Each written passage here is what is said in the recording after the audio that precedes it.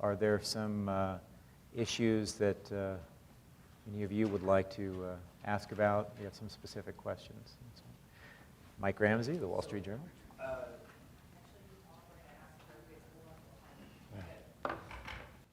Thanks, everybody, for attending this. Annalisa, or any of the panelists, basically, I think everyone's hinted at this. Annalisa, you mentioned this at the end of your presentation.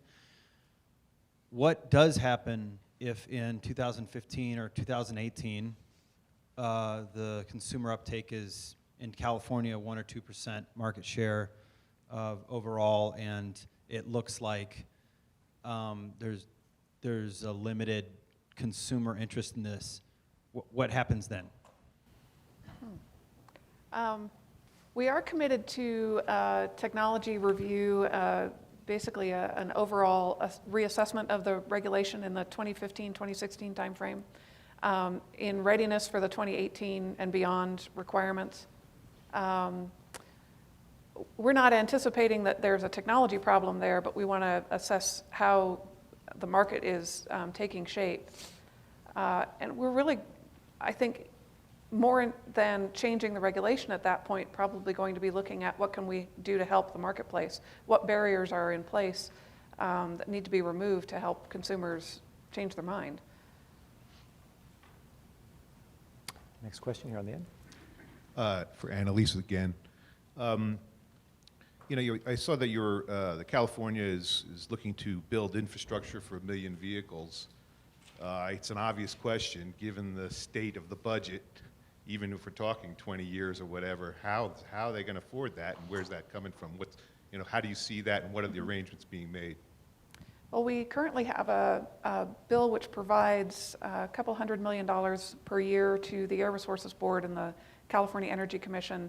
The Energy Commission is the entity that has responsibility for infrastructure, and they're investing on the order of $10 to $15 million per year on hydrogen infrastructure. And I apologize, I don't have the numbers for battery electric infrastructure, but it's significant and more than for hydrogen. And that those funds are being emphasized on publicly accessible infrastructure, especially obviously for the hydrogen. Those are retail stations, providing grants. And on the hydrogen side, if I'll diverge on that a little bit, the car companies have been working with the Air Resources Board, with the California Fuel Cell Partnership, and with other entities to really figure out what is the minimum network necessary for a commercial launch. And there we're looking at about 68 stations being necessary for the initial consumer markets, Southern California, Los Angeles area, the Bay Area, and Sacramento, with some linking stations to make it possible to travel up and down the state. With 68 stations, they have confidence that they can launch commercially with the fuel cell product. With the investments that have already been made and that are forecasted to be made by the Energy Commission, we'll get up to around 37 stations. And so we're really looking for the remaining funds from a diverse population of state, federal, local government entities to see if we can come up with the rest of the funds. On the plug-in side, the emphasis has been on public stations, helping with quick charge stations, and also with multifamily unit dwellings.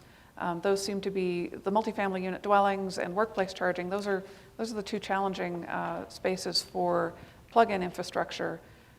There we're looking at much smaller grants, and in addition to the California Energy Commission's work, there's a settlement with the California Public Utilities Commission with NRG to place a very large number of stations in California, which will also help with generating that network of infrastructure for plug-ins. Mr. O'Dell. Yes, for Annalise specifically, and the other panelists, if they have some thoughts on this, all of the alternatives that we look at today involve or will involve a massive infrastructure system that's different from the infrastructure that has been developed over the last 100 years. Why was why has the focus been on powertrain technology, if you will, and a particular set of fuels, and not on some of the biofuel development that certainly is not as advanced as hydrogen or electricity at this point, but that it has been shown you can build internal combustion engines that are zero or virtual zero emission vehicles. And you can do it with a fuel system that doesn't require replacing all of the gasoline stations and all of the gasoline delivery systems in the country. What was the impetus to go technology rather than fuel? Well, there's two factors there. We've had the zero emission vehicle regulation on the books since 1990, and at the time that we adopted that, we assumed we were going to be using alternative fuels, even for conventional technologies, in order to meet the air quality standards. As it turned out, gasoline did much better than anybody expected and has been able to meet our ever decreasing standards for tailpipe emissions, so we didn't end up transitioning to methanol or ethanol or the biofuels just to meet the standard criteria pollutant emission regulations. But at the same time, we also knew that we needed to go even farther. We needed to have that more revolutionary target out there with the zero emission vehicle regulation in order to get all the way to the air quality standards. And that's why ZEV was first adopted in 1990. But even now, as we took a very deep look at what we really needed to do to meet 80% reduction in greenhouse gas emissions and meet air quality targets, that wasn't done in a light-duty vehicle vacuum. It was also taking into consideration the total availability of biofuels and the other sectors that would most likely need to make use of them. So specifically, we're not forecasting that airplanes and extreme heavy-duty applications are going to be making use of fuel cells and battery technology. They're going to be the most likely biggest users of those biofuels. And so if you look at the entire availability of different fuels in the marketplace and the uses for them, we assumed that those other sectors would be using up all the biofuels, and we would still need the battery, electric, and fuel cell for this particular sector, which can make very good use of it. Give the mic. John Addison, Annalisa. Looking at the bigger picture of trying to get an 80% reduction in California by 2050, a lot of great work in these sustainable community strategies, but I see them coming up, whether it's LA or the Bay Area, with maybe a 10% reduction by 2035. And one pushback they're giving is Air Resource Board is giving them numbers for current vehicle emissions, and yet you have some wonderful plans, and we have CAFE. Is there any way to get alignment with CAFE and kind of your projections with all the work that's getting baked in the areas right now? Yeah. I think that there was so much work happening in parallel in the last 12, 24 months with our work with the federal government on the GHG standards, as well as our amendments to the zero emission vehicle regulation and these community plans for meeting SB 375 and what's happening on a land use basis, were all happening at the same time. And I know that there's work being done now to bring the models up to date to use the latest factors and the latest assumptions about motor vehicle emissions and performance. So that's happening, and those will, I'm sure, be updated.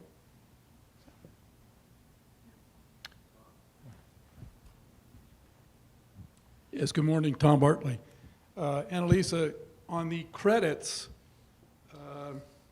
I think I went through the detail, the long version, listened to that the first time you presented it. And my question is, are you going to allow the trading of the credits between the companies? And also, on the penalties for not having the credits, I'm wondering how this is going to affect the price of vehicles, and do you expect the manufacturers to take those penalties, say, and either apply that to decreasing the price of the vehicles or just put the profits on other vehicles? Thanks for that question. Yes, the manufacturers can trade their credits, and they do. Just on Friday, we posted this year's credit balances of each manufacturer and indicated the amount or quantity of credits that were traded. Not necessarily who they were traded to, but which companies traded and the quantity of credits that were traded. So it's happening, a market is developing. At this time, no manufacturer has ever been out of compliance, so we don't have a test for applying a penalty and how that ends up being spread out. There are incentives to manufacturers not to fail to comply beyond the $5,000 per vehicle penalty that exists in the regulation. There are other factors that encourage them not to be out of compliance. We have powers to enjoin them from sales in California if it's an egregious failure to comply. And if it's just a case of a manufacturer not meeting a target, there are flexibilities within the regulation which allow them to make up the deficit a year in the next year. So it has enough flexibility within the regulation to pull them along year to year and account for changes, unexpected changes in the market. But coming back to if there's a failure to comply and it's an egregious failure to comply, there's more than the penalty that they fear could be assessed.